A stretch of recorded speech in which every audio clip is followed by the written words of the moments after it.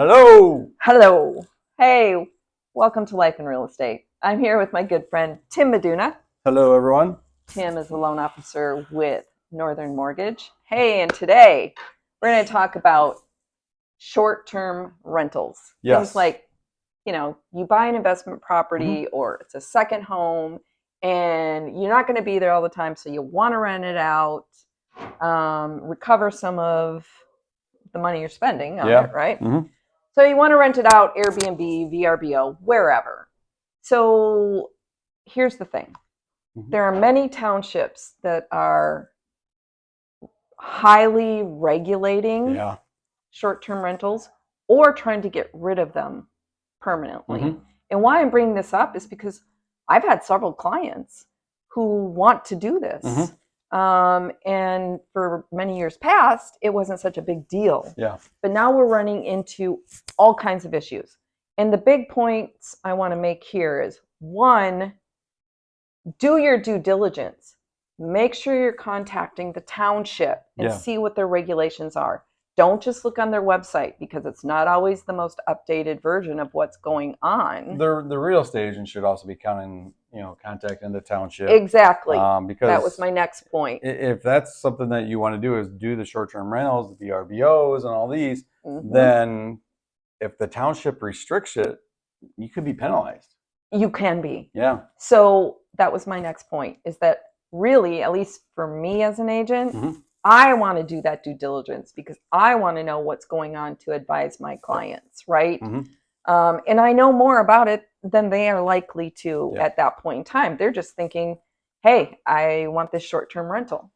So I bring this up because it has become very challenging, and because I know a lot of clients and even friends who worked with other agents that didn't do the due diligence, and their clients ended up getting cease and desist orders from the township saying, if you don't take it off of Airbnb or VRBO or whatever sites you're on, because they're monitoring, you will be fined X amount per day. And the thing that you also have to know is that most townships have a certain number of licenses that they allow for short-term rentals. But I can tell you one case that I have a client right now. The township cut that licensing in half, which caused a lot of problems for her. A lot of problems. You said she was on the waiting list to be able to get the license. She was on the waiting list, and it was, it was a reasonable amount of time. She felt like she would be able to do this, follow all the rules and regulations, but then they cut it in half. Well, she had intentionally purchased that house as an investment property for a short-term rental. When they did that, she went from possibly waiting 1 to 2 years to 7 to 10 years. And she said, Tammy, I'm not going to hold on to this. And she had only owned it 2 years. And obviously her plan is to advertise it on those sites to be able to They told her to take it down. Now, the one thing I will say before we get into the lending side of this and the money involved is that you pay for your license, okay? And you have to follow the rules and the regulations. Makes sense. All right. But if you're stuck in a situation where, like she made the decision to sell, which, the market has changed in the last 2 years. So it can do your due diligence. Your agent should be doing the due diligence upfront. Make sure you're aware of it and talking to your agent about it. The other part of this is the money involved. Yes, the lending side. So obviously, if you're looking at buying an investment property, short-term rentals, anything like that, something we've been talking about is just we got to make sure we know where all the money's coming from. A lot of times you can't for investments, you can't actually get gift funds for down payments. They got to be all your funds, but also not just the down payment and the cash to close part. You got to look at the property taxes as well. And just to Mhm. bring attention to one more thing quick, Yeah. which people may or may not be thinking about. You go from 100% homestead to 0 Yeah. because you can only have one home that's 100% homestead. Correct. 100% homestead means your primary residency. Exactly. So then if you go to buy an investment property and say whoever's lived there has lived there for a few years and hasn't been reassessed in a while, it goes up, typically the rule of thumb used to be 50% of what that purchase price is, but what I've been seeing more average around 40%. But again, don't quote me on that. But it's going to be 0% homestead, so this tax will even be more. Right. I think we did one last year where the current taxes were like $2,400.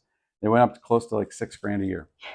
So when talking to the lender, this is something to look at when calculating your monthly payments to make sure that it's a good return on the investment. Absolutely. When the taxes go up that much, they may be looking at a profit of where the taxes were, of maybe $800 a month. Now they're only looking at a profit of $300-400 a month, right? And everything else included in it. So it's really doing the due diligence up front to make sure that it's a good investment, but then also and that it's legal. That it's legal.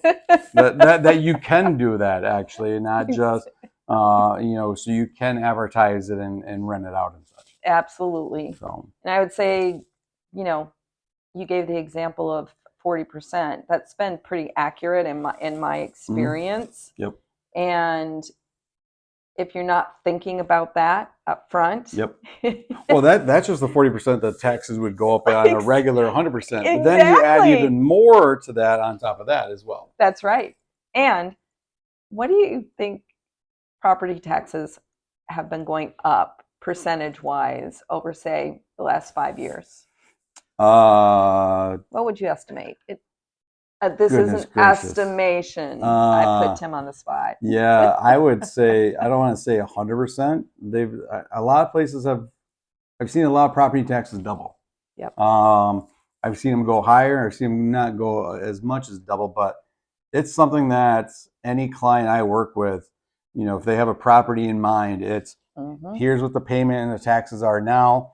Once the township gets a hold of it being public record, payment will jump up. It just depends on how caught up the township is. If they get it before, and where the summer tax still comes out. Right. But I usually say, for me, here's your payment now, but here's what it's probably going to go to.